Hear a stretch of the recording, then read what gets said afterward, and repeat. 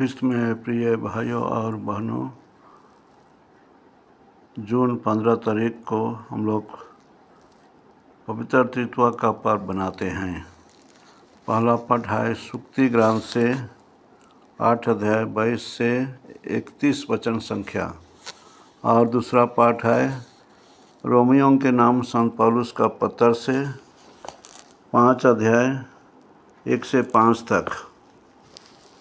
सुसमाचार है संत यूहन्ना के अनुसार यीशु ख्रिस्त का पवित्र सुसमाचार 16 अध्याय 12 से 15 तक। ख्रिस्त में प्रिय भाइयों और बहनों, हमारे ख्रिस्तीय समाज में, कलीसिया में ये एक बड़ा रहस्य है। ट्रिनिटी, त्रित्वमय ईश्वर। और ऐसे ही और एक रहस्य है जो शरीर धारण होने का रहस्य, इनकारनेशन। आज हम लोग तीनों पाठों से इसका आधार और इसका कुछ ऐसी बातें सुनते हैं जो हमें त्रित्वमय ईश्वर के बारे में समझने के लिए मदद करती है। पहला पाठ में हम लोग जो ज्ञान का शुरुआत के बारे सुनते हैं, जिसके ज़रिए से हम लोग कुछ ऐसी बातें पढ़ते हैं जो हमें समझने के लिए मदद करती है। विशेषकर हम लोग सुसमाचार में सुनते हैं, विशेषकर संत यूहन्ना के सुसमाचार में, जो हमें पवित्र आत्मा को समझने के लिए मदद करती है।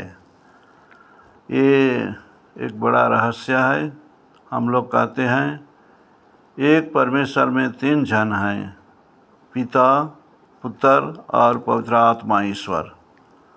वो लोग तीनों जन अलग अलग होने पर भी वे बराबरी हैं, और हम लोग उनको अलग अलग हिसाब से ही मानते हैं, ग्रहण करते हैं। There are 3 persons and 3 distinct persons, but they form one God. इसलिए in one God there are 3 persons. ये हमारे लिए बड़ा रहस्य है। इसको बहुत पुराने समय से ही लोग इसको समझने के लिए कोशिश किए हैं, लेकिन पूरी सहित हम लोग इसको नहीं समझ सकेंगे, कारण कि एक बड़ा रहस्य है। और रहस्य को हम लोग कुछ समझते हैं, कुछ नहीं समझते हैं। अंग्रेजी में भी हम लोग कुछ ऐसा शब्द व्यवहार करते हैं जिससे इसको समझाया गया है। कलीसिया जैसे विश्वास में बढ़ती गई, वैसे समझाया ये है। जैसे कहा गया है देयर आर 2 प्रोसीडिंग्स माने एक दूसरा से आती है। तो पुत्र पिता से आते हैं, इसलिए एक कहेंगे उनके ज़रिए से हुए हैं। पुत्र पिता से आए, और पवित्र आत्मा तीसरा जन पिता और पुत्र दोनों से वे शुरू हुए, अर्थात प्रोसीड हुए। इसलिए अंग्रेजी में इसको कहा गया है the Holi spirit proceeds from the father and the sun. And the son को लैटिन भाषा में फिलियो क्वे कहा गया है।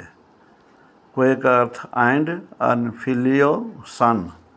तो ये शब्द से वो लोग उस समय में शुरुआत में तीसरी, चौथी, 5वीं शताब्दी में इसको एक्सप्लेनेशन दिए कि पवित्र आत्मा ईश्वर जो है वो पिता और पुत्र से आते हैं।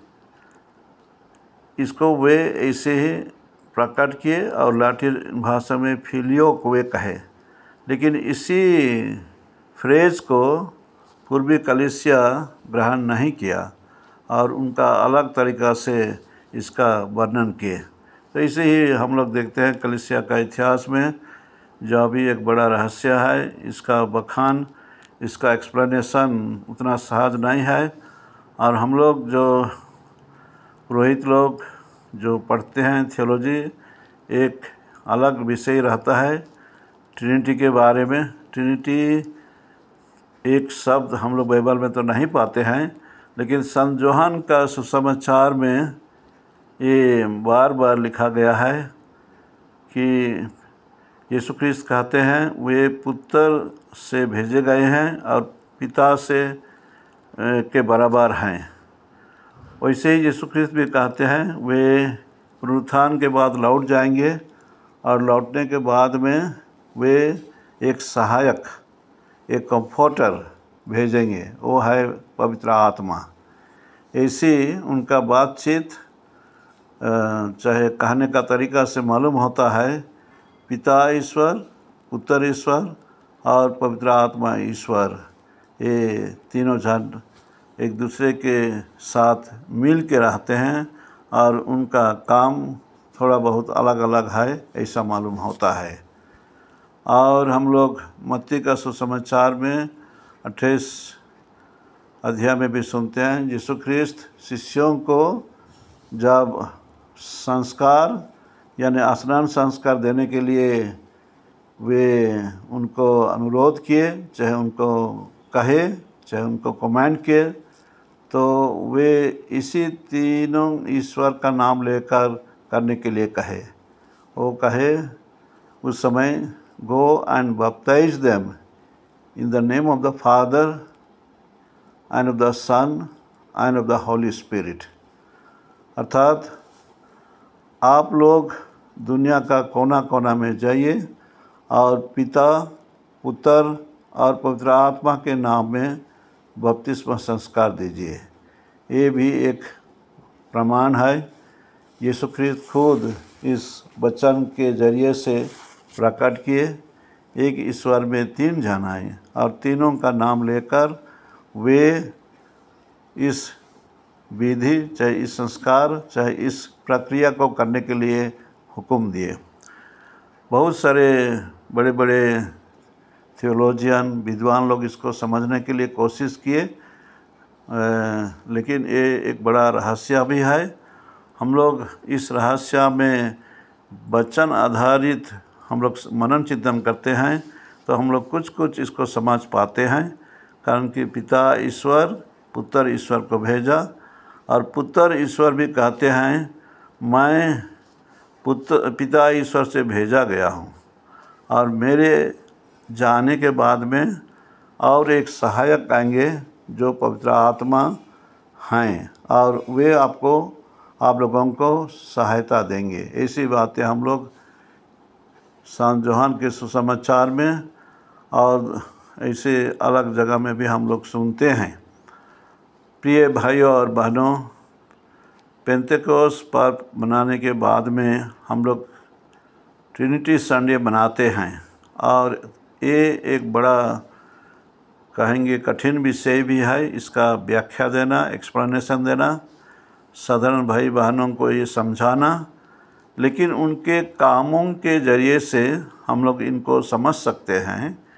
पिता ईश्वर जो हैं वो कहेंगे सृष्टिकर्ता जैसा हैं, वे पुत्र ईश्वर को भेजे इस धरती में और पुत्र ईश्वर जो हैं वे मुक्तिदाता हिसाब से हैं। अर्थात वे अपने वचन, अपने काम, अपने अचरज काम और अपने अलग अलग काम से वे अपने को सबूत किए कि वे ही त्राणकर्ता हैं, वे ही रिडीमर हैं।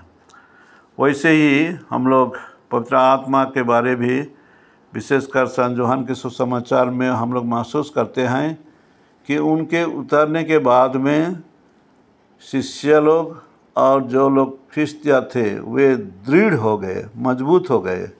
और ये भी उनका काम के बारे में बताता है कि वे दृढ़ करते हैं और उनके बहुत सारे कहेंगे गुण है जिसको हम पाते हैं तो हम विकसित होते हैं और हम लोग पूर्ण ख्रिस्तीय बन जाते हैं। पवित्र आत्मा का वरदान के बारे हम लोग इसको समझ सकते हैं। अलग अलग वरदान है, प्रेम करने का, क्षमा देने का, भाषा बोलने का, और किसी को चंगाई का, किसी को शिक्षा देने का, उपदेश देने का इत्यादि। प्रिय भाइयों और बहनों, चलिए हम लोग इस रहस्य में आज मनन चिंतन करेंगे। प्रभु से प्रार्थना करेंगे कि प्रभु हमें इस रहस्य को समझने के लिए आशीष दे।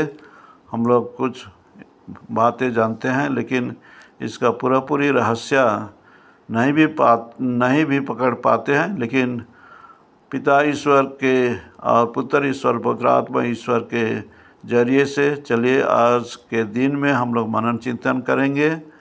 और जैसे वे एक दूसरे से मिलकर काम करते हैं वैसे ही हमारे ख्रिस्तीय जीवन में भी, परिवार हो चाहे संगठित जीवन हो चाहे कोई समुदाय हो, हम लोगों के बीच में वही मेल प्रेम के जीवन का आधार से हम लोग को भी संगठित होकर चलने के लिए कोशिश करना चाहिए।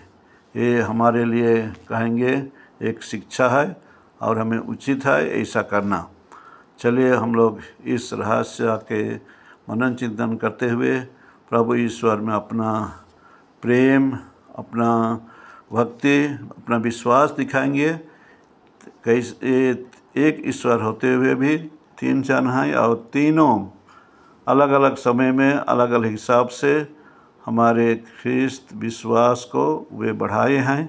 इसलिए उनके ज़रिए से हम प्रार्थना करते हैं हमें भी यही त्रित्वमय ईश्वर का वरदान मिले कि हम विश्वास के जीवन में दृढ़ और मजबूत होते हुए आगे बढ़ सकें। प्रभु ईश्वर आज के शुभ दिन में हम सबों को अपना आशीर्वाद प्रदान करें। आमीन।